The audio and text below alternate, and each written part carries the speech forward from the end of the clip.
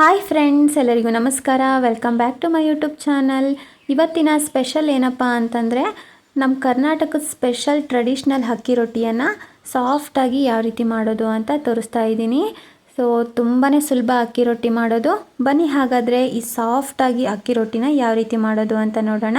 ಮೊದಲನೇದಾಗಿ ಒಂದು ಬೌಲ್ಗೆ 2 ಕಪ್ಪಷ್ಟು ನಾನು ಅಕ್ಕಿ ಹಿಟ್ಟನ್ನು ಹಾಕ್ಕೊಳ್ತಾ ಇದ್ದೀನಿ.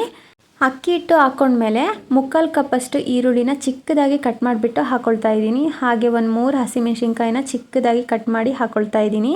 ಹಾಗೆ ಕೊತ್ತಂಬರಿ ಸೊಪ್ಪು ಹಾಕ್ಕೊಳ್ತಾ ಇದ್ದೀನಿ. ಹಾಗೆ ಸಬ್ಬಾಕ್ಸಿ ಸೊಪ್ಪು ಹಾಕ್ಕೊಳ್ತಾ ಇದ್ದೀನಿ. ಹಾಗೆ ಚಿಕ್ಕದಾಗಿ ಕಟ್ ಮಾಡ್ಕೊಂಡಿರೋ ಕರಿಬೇವು, ಹಾಗೆ 1 ಟೇಬಲ್ ಸ್ಪೂನಷ್ಟು ಜೀರಿಗೆ, ರುಚಿಗೆ ತಕ್ಕಷ್ಟು ಉಪ್ಪು, ಹಾಗೆ ಸ್ವಲ್ಪ ತೆಂಗಿನಕಾಯಿ ತುರಿನ ಹಾಕ್ಕೊಳ್ಬೇಕು. ಸೊ ತೆಂಗಿನಕಾಯಿ ತುರಿ ಹಾಕೋದು ಸ್ಕಿಪ್ ಆಗಿದೆ ವಿಡಿಯೋ.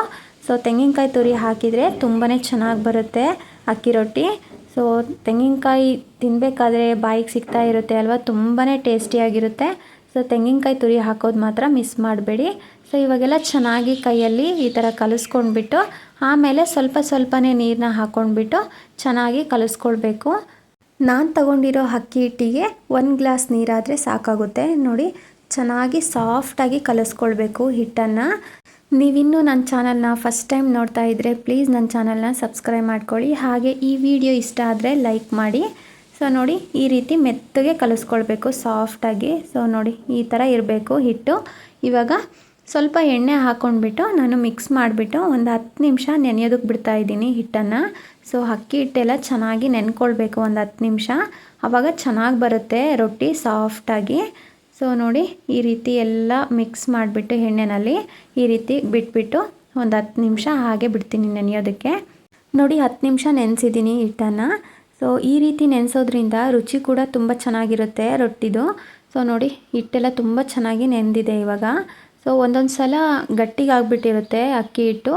ಸೊ ಆ ಥರ ಏನಾದರೂ ಅನಿಸ್ತು ಅಂದರೆ ಸ್ವಲ್ಪ ನೀರನ್ನ ಹಾಕ್ಕೊಂಡ್ಬಿಟ್ಟು ಮಿಕ್ಸ್ ಮಾಡ್ಕೊಳ್ಳಿ, ತುಂಬಾ ಚೆನ್ನಾಗಿ ಬರುತ್ತೆ. ಸೊ ಇವಾಗ ಫಸ್ಟು ನಾನು ಪೇಪರ್ನಲ್ಲಿ ರೊಟ್ಟಿ ಯಾವ ರೀತಿ ಮಾಡೋದು ಅಂತ ತೋರಿಸ್ತಾ ಇದ್ದೀನಿ. ಒಂದು ಬಟರ್ ಪೇಪರ್ಗೆ ಎಣ್ಣೆನ ಹಚ್ಕೊಂಡ್ಬಿಟ್ಟು, ನಿಮಗೆ ರೊಟ್ಟಿ ಚಿಕ್ಕ ಸೈಜಲ್ಲಿ ಬೇಕೋ ದೊಡ್ಡ ಸೈಜಲ್ಲಿ ಬೇಕೋ ನೋಡ್ಕೊಂಡ್ಬಿಟ್ಟು ಉಂಡೆನ ಮಾಡಿಕೊಂಡು, ಉಂಡೆ ಮೇಲೆ ಒಂದು ಪ್ಲಾಸ್ಟಿಕ್ ಪೇಪರ್ನ ಇಟ್ಬಿಟ್ಟು ನೋಡಿ ಈ ಥರ ಕೈಯಲ್ಲಿ ಅಂದ್ಕೊಳ್ಬೇಕು. ನಿಮಗೆ ಯಾವ ಸೈಜಲ್ಲಿ ರೊಟ್ಟಿ ಬೇಕೋ ಆ ಸೈಜ್ಗೆ ಈ ರೀತಿ ಅಂದ್ಕೊಂಡ್ರೆ ಹಿಟ್ಟು ಕೈಗೂ ಕೂಡ ಹತ್ತೋದಿಲ್ಲ, ಮತ್ತು ಈ ಥರ ಅನ್ಬೇಕಾದ್ರೆ ರೊಟ್ಟಿ ಕೂಡ ಕಿತ್ತೋಗೋದಿಲ್ಲ, ತುಂಬಾ ಚೆನ್ನಾಗಿ ಬರುತ್ತೆ. ಸೊ ರೌಂಡ್ ಶೇಪಾಗಿ ತುಂಬ ಚೆನ್ನಾಗಿ ಬರುತ್ತೆ ರೊಟ್ಟಿ, ತೆಳ್ಳಗೆ ಬರುತ್ತೆ, ಸಾಫ್ಟಾಗಿರುತ್ತೆ, ತುಂಬಾ ಚೆನ್ನಾಗಿ ಬರುತ್ತೆ. ಎಷ್ಟು ರೊಟ್ಟಿ ಬೇಕಾದರೂ ಮಾಡ್ಬೋದು. ಈ ಥರ ಒಂದು ಪೇಪರ್ ಇದ್ದರೆ ಸಾಕು, ತುಂಬಾ ಚೆನ್ನಾಗಿ ಬರುತ್ತೆ ರೊಟ್ಟಿ. ಸೊ ನೋಡಿ ಎಷ್ಟು ತೆಳ್ಳಗೆ ಚೆನ್ನಾಗಿ ಬಂದಿದೆ ಅಂತ. ಈಗ ಹಂಚಿನ ಕಾಯ್ಲಿಕ್ಕೆ ಇಟ್ಕೊಂಡ್ಬಿಟ್ಟು ಹಂಚ ಮೇಲೆ ಒಂದು ಸ್ಪೂನ್ ಎಣ್ಣೆ ಹಾಕ್ಕೊಂಡ್ಬಿಟ್ಟು ನಾವು ತಟ್ಕೊಂಡಿರೋ ರೊಟ್ಟಿನ ಈಗ ಹಂಚ ಮೇಲೆ ಹಾಕ್ಕೊಳ್ಳೋಣ. ಸೊ ಪೇಪರ್ಗೆ ಏನಾದರೂ ಹತ್ಕೊಳ್ತು ರೊಟ್ಟಿ ಅಂತಂದರೆ ಒಂದು 2 ನಿಮಿಷ ಹಾಗೆ ಹಂಚ ಮೇಲೆ ಬಿಟ್ಬಿಟ್ಟು ಆಮೇಲೆ ತಕ್ಕೊಳ್ಳಿ, ತುಂಬಾ ಚೆನ್ನಾಗಿ ಬರುತ್ತೆ, ಎಲ್ಲೂ ಹತ್ಕೊಳ್ಳೋದಿಲ್ಲ ಪೇಪರ್ಗೆ.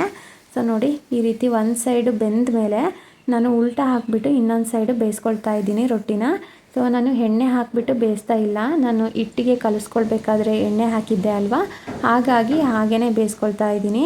ಸೊ ನೋಡಿ, 2 ಸೈಡು ರೋಸ್ಟ್ ಮಾಡಿದ ಮೇಲೆ ಎಷ್ಟು ಚೆನ್ನಾಗಿ ರೊಟ್ಟಿ ಬಂದಿದೆ ಅಂತ, ತುಂಬಾ ಚೆನ್ನಾಗಿ ಬರುತ್ತೆ. ಹಾಗೆ ಸಾಫ್ಟಾಗಿ ತುಂಬಾ ಟೇಸ್ಟಿಯಾಗಿರುತ್ತೆ ರೊಟ್ಟಿ.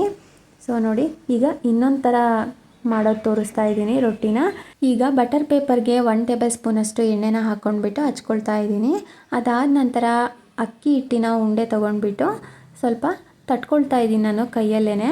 ಸೊ ನೋಡಿ, ಈ ಥರ ಕೈಯಲ್ಲಿ ತಟ್ಕೊಳ್ಳೋದು. ಸೊ ನಿಮಗೆ ಹಿಟ್ಟು ಕೈಗೆ ಹತ್ಕೊಳ್ತು ಅಂತಂದರೆ ಸ್ವಲ್ಪ ನೀರಿಗೆ ಕೈ ಹತ್ಕೊಂಡ್ಬಿಟ್ಟು ತಟ್ಕೊಳ್ಳಿ, ತುಂಬಾ ಚೆನ್ನಾಗಿ ಬರುತ್ತೆ. ನೋಡಿ ಎಷ್ಟು ಚೆನ್ನಾಗಿ ರೊಟ್ಟಿ ಬಂದಿದೆ ಅಂತ. ಸೊ ಎಷ್ಟು ತೆಳ್ಳಗಾಗುತ್ತೋ ಅಷ್ಟು ತೆಳ್ಳಗೆ ಕೈಯಲ್ಲೇ ತಟ್ಕೊಳ್ಳಿ. ಸೊ ಈಗ ಹಂಚು ಕಾದಿದೆ, 1 ಟೇಬಲ್ ಸ್ಪೂನಷ್ಟು ಎಣ್ಣೆನ ಹಾಕ್ಕೊಂಡ್ಬಿಟ್ಟು ಈಗ ರೊಟ್ಟಿನ ಹಾಕ್ಕೊಳ್ತಾ ಇದ್ದೀನಿ. ಸೊ ನೋಡಿ ಎಷ್ಟು ಚೆನ್ನಾಗಿ ಬಂದಿದೆ. ಸೊ ಎಲ್ಲೂ ಕೂಡ ಕಿತ್ಕೊಂಡು ಹೋಗಿಲ್ಲ, ತುಂಬಾ ಚೆನ್ನಾಗಿ ಬಂದಿದೆ ರೊಟ್ಟಿ. ಈಗ ಒಂದು ಸೈಡ್ ಬೆಂದ ಮೇಲೆ ಇನ್ನೊಂದು ಸೈಡು ಉಲ್ಟಾ ಹಾಕಿಬಿಟ್ಟು ಬೇಯಿಸ್ಕೊಳ್ತಾ ಇದ್ದೀನಿ. ಲೋ ಫ್ಲೇಮಲ್ಲೇ ಇಟ್ಕೊಂಡ್ಬಿಟ್ಟು ರೊಟ್ಟಿನ ಬೇಯಿಸ್ಕೊಳ್ಳಿ, ತುಂಬ ಚೆನ್ನಾಗಿ ಬರುತ್ತೆ. ಸೊ ನೋಡಿ, 2 ಸೈಡೂ ಬೆಂದಿದೆ. ಈಗ ತಗೊಳ್ತಾ ಇದ್ದೀನಿ ರೊಟ್ಟಿ. ಸೊ ನೋಡಿ ಎಷ್ಟು ಚೆನ್ನಾಗಿ ಬಂದಿದೆ ರೊಟ್ಟಿ ಅಂತಂದರೆ, ತುಂಬಾ ಸಾಫ್ಟಾಗಿ, ಹಾಗೆ ಟೇಸ್ಟ್ ಕೂಡ ತುಂಬಾ ಚೆನ್ನಾಗಿರುತ್ತೆ. ಸೊ ನೀವು ಕೂಡ ಇದೇ ರೀತಿಯೇ ಮಾಡ್ಕೊಳ್ಳಿ ಅಕ್ಕಿ ರೊಟ್ಟಿನ, ತುಂಬಾ ಚೆನ್ನಾಗಿ ಬರುತ್ತೆ ಸಾಫ್ಟಾಗಿ. ಸೊ ನೋಡಿ ಎಷ್ಟು ಸಾಫ್ಟಾಗಿ ಬಂದಿದೆ ಅಂತ. ಸೊ ಈ ಅಕ್ಕಿ ರೊಟ್ಟಿ ಜೊತೆಗೆ ಕಾಯಿ ಚಟ್ನಿ ಅಂತೂ ಸೂಪರ್ ಕಾಂಬಿನೇಷನ್ ಅಂತಲೇ ಹೇಳ್ಬೋದು, ತುಂಬಾ ಚೆನ್ನಾಗಿರುತ್ತೆ ರುಚಿ ಮಾತ್ರ ಕಾಯಿ ಚಟ್ನಿ ಜೊತೆಗೆ ಈ ಅಕ್ಕಿ ರೊಟ್ಟಿ. ನೋಡಿ, ನಾನಿಲ್ಲಿ ಅಕ್ಕಿ ರೊಟ್ಟಿ ಜೊತೆಗೆ ಕಾಯಿ ಚಟ್ನಿ, ತರಕಾರಿ ಪಲ್ಯ ಹಾಗೆ ಚಟ್ನಿ ಪುಡಿಯನ್ನು ಸರ್ವ್ ಮಾಡ್ಕೊಂಡಿದ್ದೀನಿ. ಸೊ ಅಕ್ಕಿ ರೊಟ್ಟಿ ಜೊತೆಗೆ ಕಾಯಿ ಚಟ್ನಿ ಮಾತ್ರ ಸೂಪರ್ ಕಾಂಬಿನೇಷನ್ನು. ಸೊ ಬಿಸಿ ಬಿಸಿ ಅಕ್ಕಿ ರೊಟ್ಟಿ ಜೊತೆಗೆ ತುಪ್ಪ ಹಾಕ್ಕೊಂಡು ಕಾಯಿ ಚಟ್ನಿ ಜೊತೆಗೆ ತಿಂತಾ ಇದ್ದರೆ ಸಖತ್ತಾಗಿರುತ್ತೆ. ಸೊ ನೋಡಿದ್ರಿ ಅಲ್ವಾ, ತುಂಬ ಸಾಫ್ಟಾಗಿ ಅಕ್ಕಿ ರೊಟ್ಟಿನ ಯಾವ ರೀತಿ ಮಾಡೋದು ಅಂತ. ನಿಮಗೆ ಈ ರೆಸಿಪಿ ಇಷ್ಟ ಆಗಿದ್ದರೆ ಪ್ಲೀಸ್ ನನ್ನ ಚಾನಲ್ನ ಸಬ್ಸ್ಕ್ರೈಬ್ ಮಾಡ್ಕೊಳ್ಳಿ, ಹಾಗೆ ಲೈಕ್ ಮಾಡಿ, ನಿಮ್ಮ ಫ್ರೆಂಡ್ಸ್ಗೆ ಫ್ಯಾಮಿಲೀಸ್ಗೆಲ್ಲ ಈ ವಿಡಿಯೋನ ಶೇರ್ ಮಾಡಿ, ಹಾಗೆ ಹೇಗಿತ್ತು ಅಕ್ಕಿ ರೊಟ್ಟಿ ಅಂತ ಕಮೆಂಟ್ ಮಾಡಿ. Thank you for watching.